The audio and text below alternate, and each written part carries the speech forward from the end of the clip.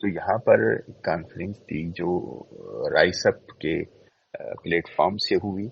اور یہ رائس اپ ہے بیسیکلی ریجنل اسلامک دعوی ساؤتھ ایسٹ ایشیا پیسیفک، یعنی ساؤتھ ایسٹ ایشیا پیسیفک کے ممالک کے جو مسلمان رہنما ہیں یا مسلمان آرگنائزیشن ہیں، ان کے جو ہیڈ ہیں، ان کا یہاں پہ اجتماع ہوا۔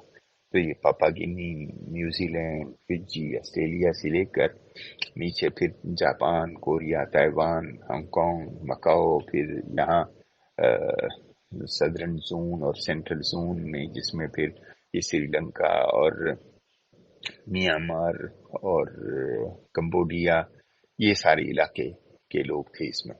تو کافی بڑا یہ پروگرام تھا۔ اس پروگرام میں شرکت ہوئی، اور اس میں